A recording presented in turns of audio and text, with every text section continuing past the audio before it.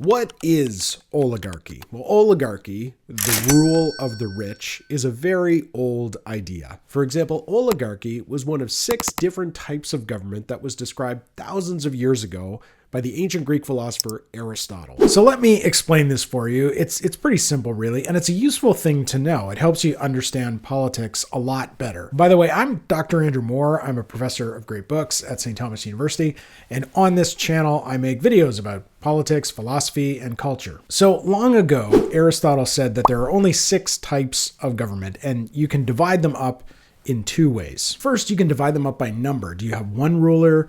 Are there a few people in charge, or are there many people in charge? The other question is how that ruling party governs. Do they govern in the public interest, or do they govern in their own interest? So, for example, monarchy is a form of government where one person is in charge, and that monarch supposedly rules in the public interest. By contrast, a tyranny also has one person in charge, a tyrant, but a tyranny is different from a monarchy precisely because the tyrant only thinks about himself. He only rules for his own interest. Now, oligarchy is a regime where a few people are in charge, specifically a few wealthy people. In an oligarchy, a small number of rich people make the decisions for the rest of us. The alternative to oligarchy, Aristotle says, is aristocracy. This is where a few people still rule, but they are the best. The most excellent people, a small group of the most excellent people are put in charge of everything and everyone. Now, right now, 2 thoughts might enter your head. First, you might think a government where a small group of rich people is in charge and they make all the decisions for the rest of us. That sounds like where I live. That sounds a lot like a modern capitalist democracy. So you might be wondering, do I live in an oligarchy? The second thought that might enter your head, this idea of a distinction between aristocracy and oligarchy, where the oligarchy are the rich, but the aristocrats, that's like the good regime where the very best people are ruling. I bet you look at that and think, that's bullshit. Probably you believe that aristocrats are not naturally or morally superior to the rest of us, that they're actually just rich people. We might say that Aristotle's wrong about this distinction, that there's no such thing as aristocracy, really, that aristocracy is just oligarchy with better branding. But here's what I want to argue in this video. Our freedom depends on our ability to maintain the distinctions between oligarchy and democracy on the one hand, and oligarchy and aristocracy on the other hand. And our failure to maintain these distinctions, and we kind of are failing at maintaining these distinctions, this failure is causing like half of all of our political problems. So let me explain that, and maybe together we can save democracy? That's a lot of pressure. Let's just say you'll understand the world better and maybe protect yourself from holding dumb opinions. It's not unreasonable to think that our democracies are really just oligarchies in disguise. Wealthy people have a lot of power, and they can use their wealth to advance their political interests. Rich people own newspapers. Rich people own television networks, so they exert some influence on the media, the information we consume. Elon Musk spent $44 billion on Twitter and is using it right now to try and help get his preferred candidate elected president. Worth noting that the former president was himself a super rich guy. In fact, many of our political leaders are wealthy. For example, former British Prime Minister Rishi Sunak is married to a billionaire's daughter, and their personal net worth is estimated to be in the neighborhood of 800 million. Former Australian Prime Minister Malcolm Turnbull had a net worth estimated somewhere in the neighborhood of 100 million. Many members of Congress in the United States are wealthy. Here's an article from The Atlantic. It's about 10 years old. The title is "How Did Members of Congress Get So Wealthy?" They point out that some members of Congress have had net worths over 350 million. Based on these numbers, the net worths of Joe Biden and Justin Trudeau, both in the neighborhood of about 10 million, seem positively middle class. Now, I do want to make an important distinction here, and I need you to stay with me because I think this really matters. If we were to look at the paychecks of politicians, and this is all publicly available information, their salaries seem very high compared to, the average person. And I want to talk about that for a second because in one sense, paying our politicians well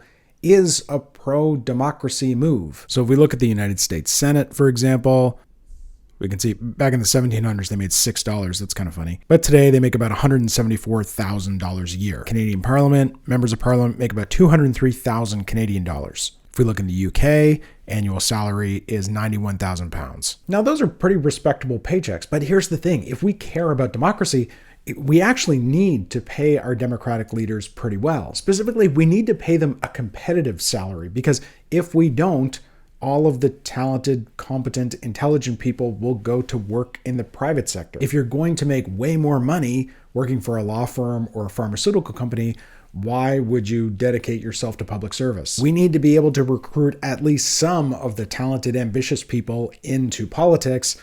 Otherwise, we're not going to have anybody capable running the government. If we only pay them pennies, then the only people who would stand for election or run for office would be people who don't care about the money. And who are those people? Independently wealthy people who don't care about a salary. So the distinction I want to make here is paying our politicians well, having a competitive salary for people who run for office.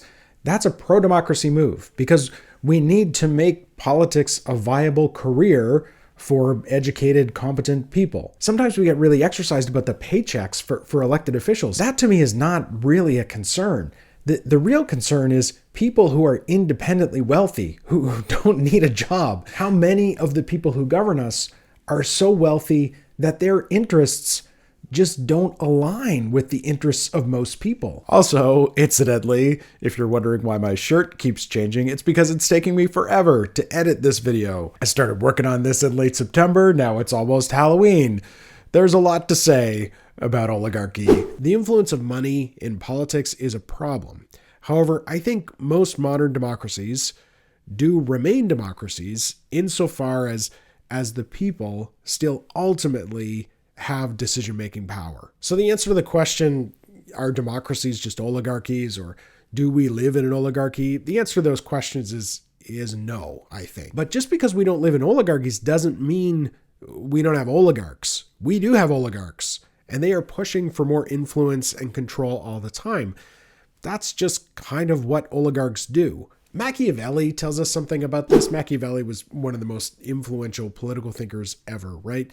He wrote this very short book called The Prince, published in 1513, and it remains one of the most frequently studied and discussed books about politics ever. One of Machiavelli's key insights in that book is that every state is really made up. The population is made up of the many and the great. For Machiavelli, this is every state. Doesn't matter whether it's a monarchy, an aristocracy, a democracy, whatever you're dealing with. You've got the many and you've got the great. You've got most people, the general populace, and then you've got the wealthy. And Machiavelli says these two groups are characteristically different. For in every city, these two diverse humors are found, which arises from this, that the people desire neither to be commanded nor oppressed by the great, and the great desire to command and oppress the people. Now, for Machiavelli, the people, you're never going to live without the rich. You're not going to dispense with the rich, even as individual, particular rich people come and go. And the rich are just going to do what they do, which is they're going to try and oppress the people. And the people, the many, are going to resist more or less effectively. This is why I think, people need to be on guard when we hear about wealthy people buying up newspapers or media companies, social media networks, when we hear about them buying gifts for judges or cozying up to politicians, because the wealthy want control. And the thing they want to control is you. This is why you also want to limit things like campaign donations, right? Because let's say I can afford to donate $200 to my preferred candidate, and I care about something like affordable childcare. But some rich guy over here can afford to donate $2 million to that same candidate, and his priority is like the legalization of monkey knife fights. You'll never know the simple joys of a monkey knife fight. Give it to him, boy! Give it to him! Which policy is our candidate more likely to support? But the many are formidable. And if we decide to draw the line somewhere, we can push our leaders, our politicians, to adopt policies, to adopt laws that benefit most people. Like the old saying goes, there is strength in numbers. Speaking of strength in numbers, why don't you subscribe to the channel? I make video essays about books and ideas, culture, politics, philosophy, technology, all kinds of stuff. And I'm pretty smart, I think. So hit subscribe. Is it over here or over here? Hit subscribe, hit the bell, watch some more videos. Now, oligarchs are dangerous not just because they want to oppress the people, but also because many of them believe their oppression, their domination is justified. And this has to do with that other mistake we make, confusing oligarchy with aristocracy. Here's the mistake we make. We assume prosperity is evidence of excellence. We think that wealth, prosperity is the result of hard work, of talent, of intelligence, maybe of genius. We often think that rich people are rich because they are smarter or harder working than the average person. But this is not necessarily true, right? In lots of cases, rich people are rich just because their parents were rich. Also, there's no necessary connection between wealth and goodness or wealth and talent and intelligence. Some rich people are talented and smart and hardworking, but other rich people are bad. Have you ever had a boss who was not very smart? Have you ever had a rich neighbor who was kind of a jerk? Now, obviously, there is this relationship, some relationship between hard work and success. But as wealth, as material success increases and compounds and grows to outrageous proportions, that's less and less explainable by human industry. But this idea that the wealthy are also the best, this idea dies hard. Think about how often we see people online talking about millionaire morning routines or billionaire mindsets. The implication of all those things is that the wealthy are wealthy either because of their extraordinary self-discipline or because they possess some special kind of knowledge. They are richer than the rest of us because they're willing to do things the rest of us are not willing to do, or they know how to do things the rest of us don't know how to do. And also, many wealthy people are very quick to attribute their success to their own hard work, their own virtue, their own genius. Take, for example, the Substack of Silicon Valley billionaire Mark Anderson, on which we can find a manifesto that champions such values as ambition, achievement, merit, aggression, persistence, and relentlessness. He also likens tech entrepreneurs to adventurers who are undertaking a great hero's journey. And he denounces what he calls mass demoralization campaigns, which advocate for things like sustainability, social responsibility, and tech ethics. In another post on the same Substack, he compared Elon Musk and Mark Zuckerberg to Theseus and Hercules because of their willingness to physically fight one another. These arguments represent Silicon Valley entrepreneurs as heroes. The suggestion here is that entrepreneurial tech innovators are fundamentally better than most people. Anderson's argument is pretty explicit here. Great, we might say aristocratic individuals ought to be allowed to play by their own rules. And yes, I know, this is my fourth shirt. It's 2 days until the end of the month. I'm still editing this video. I will always be editing this video. I guess I got to work on my morning routines. And so I think a lot of problems in our society are traceable to this confusion. A lot of oligarchs have persuaded themselves that they are actually aristocrats, that they're not just rich, but that they're actually better than other people. And a lot of the many have kind of fallen for this, and they believe that oligarchs are actually aristocrats, and they are somehow deserving of their outsized influence on politics and society. But the rich are not superhuman. They're just human.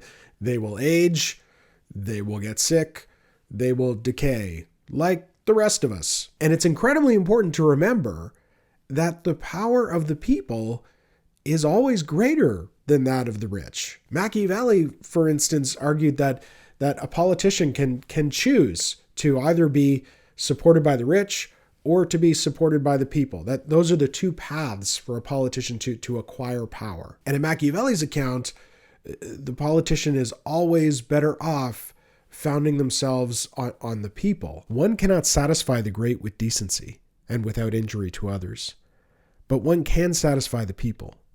For the end of the people is more decent than that of the great, since the great want to oppress, and the people want not to be oppressed. Furthermore, a prince can never secure himself against a hostile people, as they are too many. Against the great, he can secure himself, as they are few. This idea in Machiavelli that the many are more powerful than the wealthy few, this actually corresponds to something Aristotle says. In the Politics, he writes, "The many, of whom none is individually an excellent man, nevertheless can, when joined together, be better, not as individuals, but all together, than those who are best. For because they are many, each can have a part of virtue and prudence, and on their joining together, the multitude, with its many feet and hands and having many senses, becomes like a single human being." So here Aristotle argues that when the many put their heads together, they may be superior to even the best individual human being. And so in this really interesting way, it might be democracy, the rule of the many, that is actually ruled by the best. And look, if you want to contribute to the government of your regime by being the best person you can be, I made a video about some ancient philosophers who can help you with that. You should check out that. So click the link. I'll see you there, and I'll talk to you soon.